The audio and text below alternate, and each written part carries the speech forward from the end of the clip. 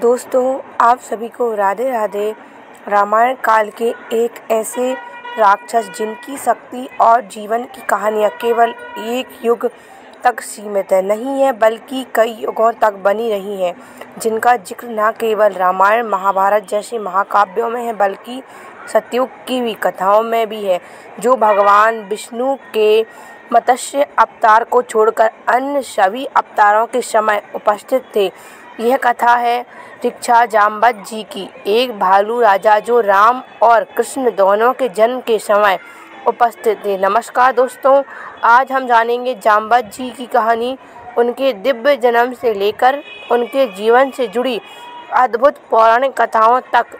कैसे एक श्राप के कारण वे वृद्ध हो गए और क्या जाम्बत जी अभी भी जीवित हैं।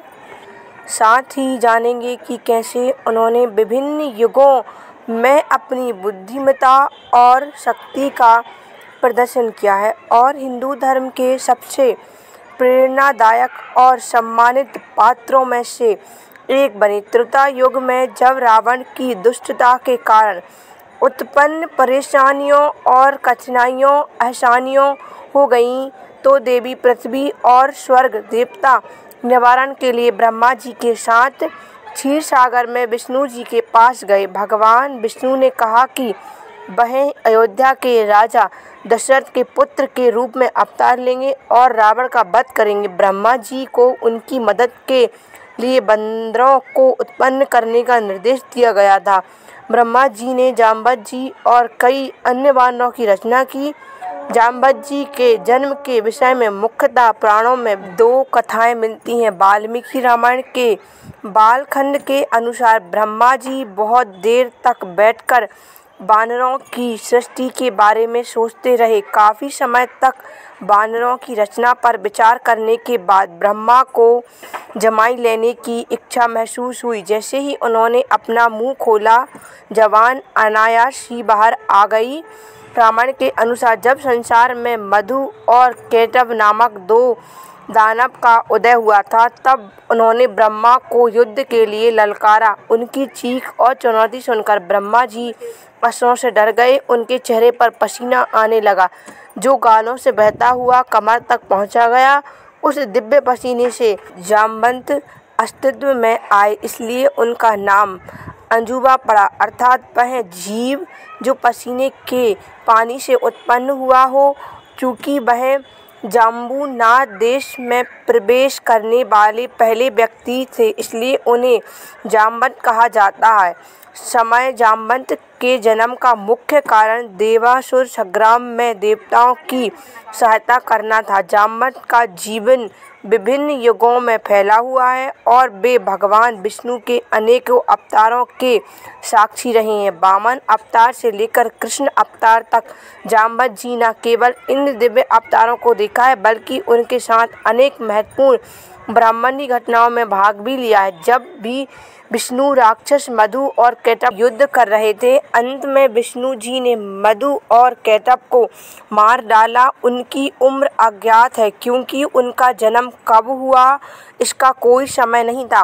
रामायण की घटनाओं के समय उनकी आयु 6 मानवंतर बताई गई थी। जाम्बत का जन्म सतयुग में हुआ था और वे त्रेता युग और द्वापर युग में भी जीवित रहे। उन्होंने रामायण और महाभारत की महत्वपूर्ण घटनाओं में भाग लिया और अपनी बुद्धिमत्ता और शक्ति से धर्म की रक्षा की। एक कथा के अनुसार जब जाम्बत युवा थे, उन्होंने समुद्र मंथन देखा था। उनकी उपस्थिति इस बात का प्रमाण है कि वे सतयुग से ही मौजूद थे। उन्होंने देवताओं से रोग निवारक वनस्पति शल्यकर्णी के बारे में पता चला। बाद में उन्होंने इस जानकारी का इस्तेमाल किया और हनुमान तक पहुंचा दिया। जाम्बत की आयु अत्यंत लंबी थी और उनका जीवन किसी एक युग तक नहीं बल्कि तीनों युग सतयुग, त्रेता युग और द्वापर युग में फैला हुआ है। माना जाता है जाम्बत जी अमर हैं या कलयुग के अंत में कल्कि के वध के लिए कल्कि अवतार तथा 7 चिरंजीवी के साथ जाम्बत जी भी प्रकट होंगे। काम रामायण के अनुसार जाम्बत जी का जन्म तब हुआ था जब कोई ब्रह्मांड या समय नहीं था, इसलिए उनकी उम्र या जन्म तिथि का पता नहीं लगाया जा सकता है।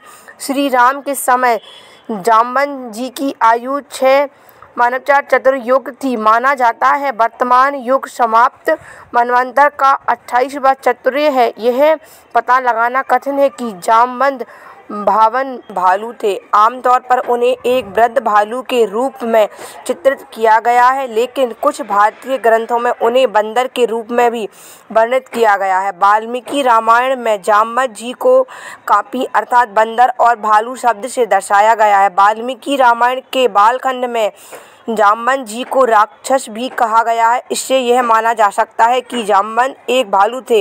भगवान विष्णु की मदद करने के लिए ब्रह्मा जी का उद्देश्य दिव्य बंदरों का सृजन करना था, इसलिए जामवंत नहीं। जामवंत, जिन्हें विष्णु पुराण में एक कोटि सिंह के समान शक्तिशाली और मुख्य काव्य रामायण और महाभारत में एक अद्भुत योद्धा के रूप में वर्णित किया गया है। जामवंत जी को अत्यंत विद्वान, बुद्धिमान, वेद पाठी और सदा अध्ययन करने वाला बताया गया है। उन्होंने सभी वेद, पुराण, शास्त्र कंठस्थ थे। श्री राम की सेना में वे सबसे वयोवृद्ध और बुद्धिमान थे और इसी कारण श्री राम भी उनका बड़ा सम्मान करते थे। जामवंत की सामर्थ्य केवल उनकी शारीरिक शक्ति तक सीमित नहीं है, बल्कि उनकी रणनीति, प्रवृत्ता और युद्ध में उनकी बुद्धिमत्ता भी उन्हें एक महान योद्धा बनाती है। जामवंत जी को जामवंत या जम्बू के नाम से भी जाना जाता है। उन्होंने हिमालय का राजा भी कहा जाता है, जिन्होंने भालू का रूप धारण किया है और श्री राम की सहायता के लिए पृथ्वी पर आए हैं। पौराणिक कथाओं के अनुसार वामन अवतार के समय जामवंत जी अपनी युवावस्था में थे और अत्यंत बलशाली थे। जब भगवान वामन ने 3 कदम नाप कर तीनों लोकों को 2 चरण में माप लिया, तब उन्होंने यह दिव्य घटना अपनी आंखों से देखी थी और पृथ्वी की प्रबल शक्ति के साथ परिक्रमा की थी। जब भगवान वामन महाबली से तीनों लोकों को प्राप्त कर रहे थे, तब जामवंत जी ने एक ही छलांग में वामन अवतार की 21 बार परिक्रमा की थी। बिजली की गति की इस यात्रा में उनके पैर का अंगूठा महामेरु पर्वत के सर्वोच्च शिखर को छू गया, जिसे महामेरु ने अपना अपमान समझा और जामवंत जी को श्राप देते हुए कहा कि तुम्हें अपनी गति और जवानी पर घमंड है। अब से तुम्हारा शरीर वहां तक नहीं पहुंच पाएगा जहां तक तुम्हारा दिमाग पहुंचता है और तुम हमेशा बूढ़े रहोगे। इस श्राप के कारण जामवंत जी बूढ़े हो गए और अपनी इच्छा पूरी करने में असमर्थ हो गए। जामवंत जी की सबसे लोकप्रिय कहानियाँ रामायण से जुड़ी हुई हैं। उन्होंने भगवान राम की रावण के खिलाफ लड़ाई में महत्वपूर्ण भूमिका निभाई और हनुमान को लंका तक छलांगने के लिए प्रोत्साहित किया। जब लक्ष्मण युद्ध में घायल हो गए, तब जामवंत ने अपने ज्ञान से संजीवनी बूटी ढूंढने में हनुमान जी की मदद की। उन्होंने हनुमान को बताया कि संजीवनी बूटी कहाँ मिलेगी, उसकी पहचान कैसे करनी है। जामवंत और हनुमान की मित्रता भी रामायण की एक प्रसिद्ध कहानी है। जब वानरों को पता चला देवी सीता को खोजने के लिए सागर पार करना होगा, तो वे दुविधा में पड़ गए। इस बिंदु पर विभिन्न वानरों ने विभिन्न दूरी तक छलांग लगाने की अपनी क्षमता के बारे में बात की और कुछ ने कहा कि वे समुद्र पार कर सकते हैं, लेकिन वापस नहीं आ सकते। हनुमान को चुपचाप खड़े देखकर ब्रह्मा के पुत्र जामवंत जी ने शक्तिशाली वायुपुत्र से बात की और उन्होंने उनकी ओर देखा और उनकी क्षमताओं की याद दिलाई। एक अर्षि के श्राप के कारण हनुमान जी ने अस्थायी रूप से अपनी स्मृति और शक्ति को खो दी थी। उन्होंने धीरे से हनुमान जी को उनके अतीत के माध्यम से निर्देशित किया और उनकी दिव्य शक्तियों को उत्पन्न करवाया। उन्होंने धीरे से हनुमान जी को उनके अतीत के माध्यम से निर्देशित किया, उनकी दिव्य उत्पत्ति, विभिन्न देवताओं से प्राप्त वरदान और उनकी ताकत और चपलता की अविश्वसनीय कारनामों की याद दिलाई।